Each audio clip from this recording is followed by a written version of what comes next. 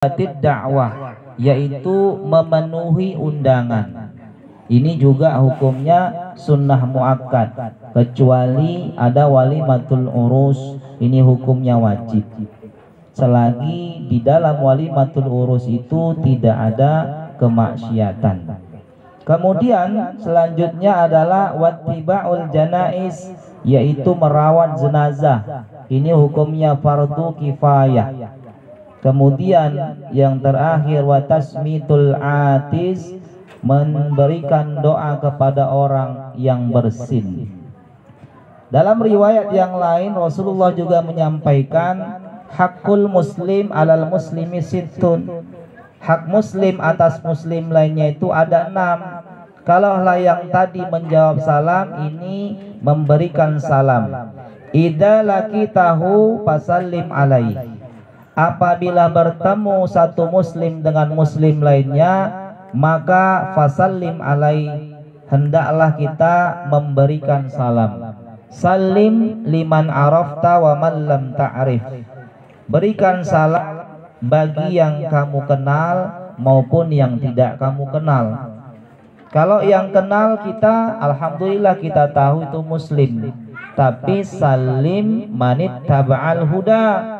Berikan salam bagi yang diberikan huda, petunjuk.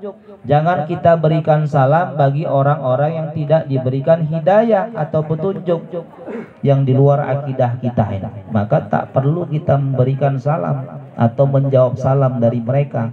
Tapi yang di sini justru dihimbau adalah salim manittaba'al huda. Berikanlah salam bagi orang-orang yang diberikan petunjuk.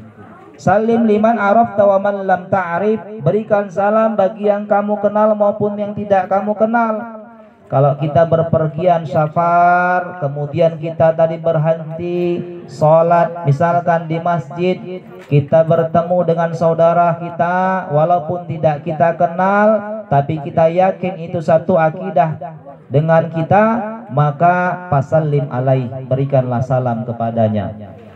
Salam ini sudah diajarkan Allah, sudah diajarkan Rasulullah SAW kepada kita pada saat Nabi Muhammad sallallahu alaihi wasallam mi'raj ke Sidratil Muntaha, di bawah arsy-Nya Allah. Rasulullah itu pernah, ya, lidah beliau tadi merasakan air yang jatuh dari arsy-Nya Allah itu. Kemudian belum pernah beliau merasakan air yang selezat itu semasa hidup beliau. Lantas beliau tadi memuja-muji Allah. At-tahiyatul mubarakatus sholawatut thayyibatulillah. Segala penghormatan, segala keberkahan, segala doa-doa, segala kebaikan lillah, semuanya milik Allah. Ini ucapan dari baginda Rasulullah SAW. Ini adalah bagian daripada bacaan sholat kita, tahiyat awal, tahiyat akhir itu. Ini bagian daripada rukun sholat, daripada 13 rukun sholat. Kalau tak dibaca, tak sah sholat tadi. Kemudian mendengarkan itu Allah mengatakan, Assalamu alaika ayyuhan nabiyyu wa rahmatullahi wa barakatuh.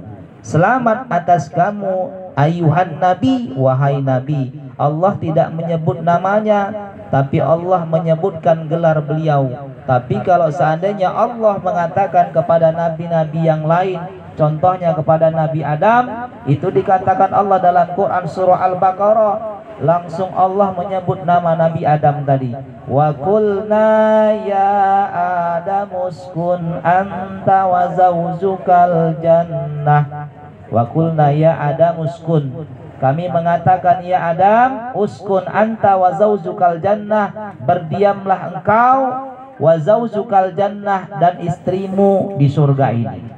Nah, kalau Allah tadi mengatakan kepada Nabi selain Nabi Muhammad SAW, langsung disebut namanya. Tapi kalau untuk Nabi kita Muhammad SAW, Allah menyebut gelarnya. Assalamu alaika ayyuhan nabi wa rahmatullahi wa barakatuh. Selamat atas kamu wahai Nabi wa rahmatullah. Allah memberikan rahmatnya, Allah memberikan keberkahannya. Tapi Rasulullah tidak egois. Rasulullah didoakan sama Allah dia tidak mau hanya dirinya sendiri. Langsung Rasulullah mengatakan, assalamu alaina wa ala ibadillahis salihin. Selamat juga atas kami ya Allah. Siapa kami itu? Sahabat beliau Abu Bakar Siddiq, Umar ibnu Khattab, Ali ibni Abi Thalib, Utsman ibnu Affan, wa ala ibadillahis salihin. Bukan hanya sahabat-sahabatku kata Rasulullah, tapi atas hamba-hamba kami yang salih, wa ibadillahis salihin, hamba-hambamu ya Allah yang salih, baik yang hidup di zamanku maupun yang belum hidup setelah tadi itu zaman Rasulullah SAW. Bapak-bapak, ibu-ibu, dewan guru yang dimuliakan Allah Subhanahu wa taala. Jadi ini dikatakan Allah diberikan contoh kepada kita bahwasanya salim itu, ucapkan salam itu jangan separuh-separuh. Kadang-kadang kita kan anak-anak didik kita itu nanti terbiasa Assalamualaikum katanya. Nah, itu apa artinya Assalamualaikum itu? Nah, jadi kita harus ajarkan kepada anak-anak didik kita Assalamualaikum. Ini kalau kita mengatakan Assalamualaikum, asru hasanat, 10 kebaikan, 10 pahala yang didapatkan, baik yang tadi memberikan salam maupun yang menjawab salam. Kalau kita mengucapkan Assalamualaikum warahmatullah, maka diberikan Rasulullah dalam hadis itu isruna hasanat, 20 kebaikan. Tapi kalau kita mengucapkan lengkap kamil Assalamualaikum warahmatullahi wabarakatuh, maka kita mendapatkan salasuna hasanat, 30 kebaikan. Bapak-bapak, ibu-ibu, dewan guru yang dimuliakan Allah Subhanahu wa taala. Jadi orang-orang yang memberikan salam, al-badi'u bis salam, orang yang memulai mengucapkan salam, bari'u minal kibr, maka terhindar dari sifat kibr, takabbur, sombong. Justru orang yang tak mau memberikan salam itulah termasuk golongan orang-orang yang sombong atau takabbur. Bapak-bapak, ibu-ibu, dewan guru dimuliakan Allah Subhanahu wa taala. Ini yang pertama, hak muslim atas muslim lainnya. Yang pertama adalah idalaki tahu pasallim alai, apabila bertemu ucapkanlah salam. Di sini kita para dewan guru, maka kita mulai dari diri kita sendiri, ibda binafsi, mulai dari diri kita sendiri, sesama kita, sesama muslim, mulailah kita tebarkan salam, karena ini adalah hakul hurma, hak penghormatan. Jangan kita menjunjung tinggi hak ajasi manusia, justru kita merendahkan hak ajasi sebagai seorang muslim. Yang pertama, apabila bertemu ucapkan salam. Yang kedua, wa ijada'aka fa'athu, apabila diundang maka penuhi undangan. Ini hukumnya wajib kalau walimatul urus. Apabila ada pesta pernikahan maka kita wajib menjawab undangan, memenuhi undangan tadi itu. Kita penuhi undangan bukan dikarenakan kita kalau ketimpah itu ketumpangan, bukan karena ketumpangan. Ini hadis Rasulullah, ijada'aka fa'atibhu. Jangan sampai kita penuhi undangan itu karena ketumpangan, tapi begitu diundang maupun dia hanya dengan WA saja, di telepon saja, maka sudah wajib kita memenuhi undangan itu selagi tidak ada kemaksiatan di dalamnya. Ini mohon maaf Bapak-bapak, ibu-ibu, dewan guru yang dimuliakan Allah Subhanahu wa taala. Kalaulah ada kemaksiatan di dalam, maka berlakulah qaidul fikihnya darul mafasid muqaddamu ala jalbil masalih. Menolak kemaksiatan tadi harus dikedepankan, muqaddam ala jalbil masalih, daripada memenuhi undangan tadi itu. Ini kita tinggalkanlah itu. Contohlah misalkan nanti yang punya hajatan diundang pula keyboard dari sana itu, keyboard yang tadi kurang bahan itu. Ini kan kemaksiatan, maka tidak wajib kita penuhi undangan itu. Nah, bagus kita datang besok pagi saja. Apapun alasannya kita berikanlah itu, insya Allah tidak ada masalah. Ya, kita berikan tadi itu, ya. Kita datang tadi kepada orang yang punya hajat itu besok paginya aja. Tak usah kita penuhi undangannya di hari hanya kalau seandainya ada kemaksiatan di dalam pesta itu. Tapi kalau seandainya walimah yang lain, maka hukumnya sunnah muakkad, walimatul aqiqah, walimatul khitan, dan apapun yang lainnya ini hukumnya sunnah muakkad tadi. Bapak-bapak, ibu-ibu, dewan guru yang dimuliakan Allah Subhanahu wa taala. Yang ketiga, wa ijastan sohaka pansohlahu, apabila ada orang yang meminta nasihat, maka berikan nasihat. Ini juga hak muslim. Ada orang tadi punya masalah datang ke rumah kita, dia datangin kita karena beliau tadi itu menganggap kita itu bisa memberikan solusi atas apa yang dihadapi dia, maka berikanlah nasihat kepada saudara kita itu, karena itu merupakan hak beliau, hak seorang muslim atas muslim lainnya. Kalau seandainya kita tidak bisa membantu dengan materi, maka berikanlah nasihat yang baik. Wa tawasau bil haq wa tawasau bis sabr. Saling nasihat-nasihati kita untuk kesabaran dan untuk kebenaran. Bapak-bapak, ibu-ibu, dewan guru yang dimuliakan Allah Subhanahu wa taala. Kemudian yang keempat, wa idza marido fa'udhu, apabila ada yang sakit, maka jenguklah saudara kita yang sakit itu. Nah, ini juga hak muslim atas muslim lainnya.